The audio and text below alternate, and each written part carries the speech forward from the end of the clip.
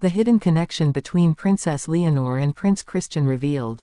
You've heard the stories. You've seen the public smiles. You know the official narratives that paint royalty as predictable, polished, and perfectly controlled.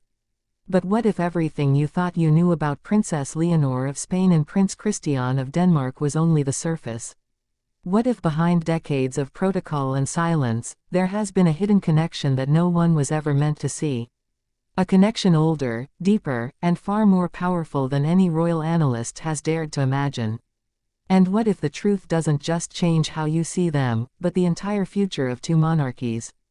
It begins quietly, always quietly, not with a scandal, not with a headline, but with a moment almost too small to notice. A look exchanged between two teenagers who were never supposed to meet, never supposed to cross paths so early, and yet somehow, destiny made it happen. A moment that passed in seconds but planted a seed that would stay hidden for years. Long before Europe started whispering about the possibility of a royal union, long before the cameras captured their chemistry, something profound had already begun forming between Leonor and Christian. To understand the depth of their connection, you need to go back to the beginning, to the childhood of two heirs born into lives planned decades before they took their first breath. Leonor, raised under a microscope in Spain, taught from toddlerhood that her destiny was duty first and emotion second. Christian, navigating a quieter but equally demanding Danish upbringing, trained from birth about the gentle firmness required of a future king. Two worlds apart, two traditions, two families with different histories, different expectations, and different futures laid out in front of them. Yet unknowingly, both growing up with the same invisible weight, the crown they would someday inherit. The world saw two young royals developing in parallel, each stepping further into their roles.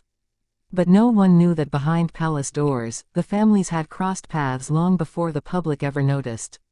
It began with diplomatic visits, official dinners, quiet family gatherings where cameras were not allowed. Leonor and Christian were children then. Too young to understand why they were being introduced, too young to grasp the significance of the two monarchies cultivating a subtle, quiet relationship. But even at 7, even at 8, children notice things adults miss.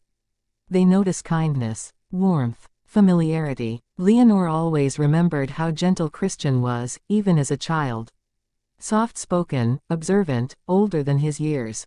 Christian remembered Leonor's seriousness, her posture, the way she carried a kind of solemnity rare in someone so young. He told his cousins later that she seemed like a princess from a storybook, but somehow more real, more grounded, more aware than anyone else in the room. Neither of them understood it then, but those early meetings planted an awareness, a familiarity, a strange comfort that would resurface years later. As the world changed around them, both teenagers began to feel the pressure of their futures. For Leonor, military training solidified her transformation from girl to crown princess. For Christian, the responsibilities of being Denmark's firstborn son grew heavier as he stepped into adulthood. And while neither said it out loud, both shared an unspoken loneliness that only future monarchs truly understand. A kind of isolation that comes from knowing your life is never fully your own. And then, the moment everything shifted. The meeting that reignited the connection. It was supposed to be a simple diplomatic event. Spain, Denmark, standard protocol, a greeting followed by photographs, a short reception, and polite conversation. But when Leonor walked into the room, no cameras rolling yet, Christian froze. The girl he had known years before was now a poised, elegant young woman, carrying the weight of her nation with breathtaking grace. Leonor, usually calm under pressure, felt her heartbeat surge when she saw him. Not because of romance yet. Not because of expectation, but because across a sea of unfamiliar faces stood someone who felt familiar. Safe. Recognizable. Observers later described their interaction as warm, surprisingly natural, and unexpectedly personal. But what no one knew is that before the cameras were allowed in, Leonor and Christian spoke privately for nearly 10 minutes. A quiet exchange in the corner of the room. A conversation that began awkwardly but quickly became comfortable. They laughed softly, shared updates about their families, compared their responsibilities, and for the first time, both realized how deeply they understood each other's world. From that moment on, a new curiosity began to grow, one that neither could ignore.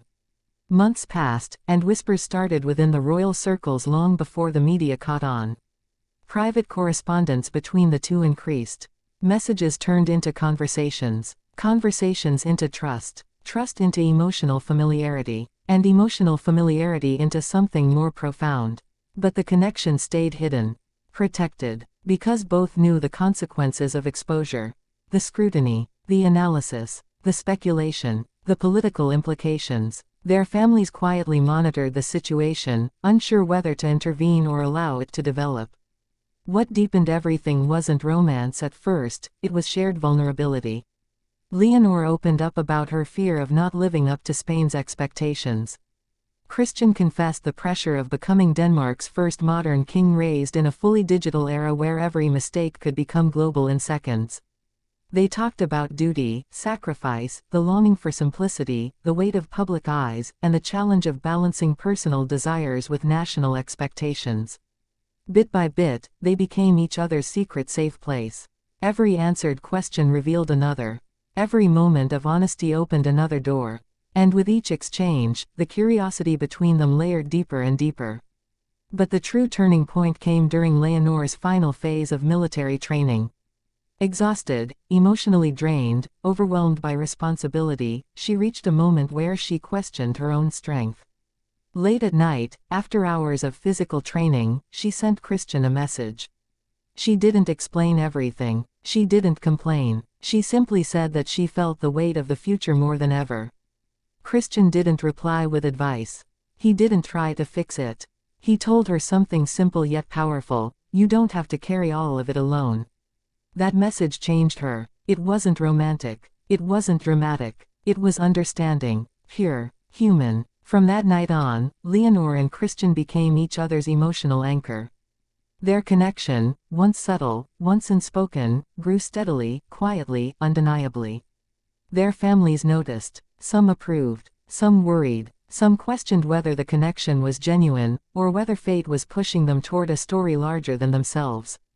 And here lies the heart of the mystery: was this bond natural, or was the universe aligning two monarchies on purpose? The truth: it was both. Because what the world didn't know is that while the media speculated about future alliances, Leonor and Christian were exploring a connection that defied tradition.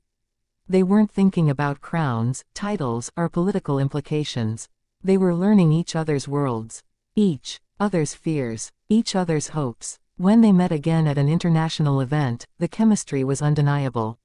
Not dramatic or explosive, but soft, mature, genuine. The kind of connection that doesn't need to be announced to be felt. But trouble followed. Some advisors feared the media fallout. Others worried about the geopolitical implications.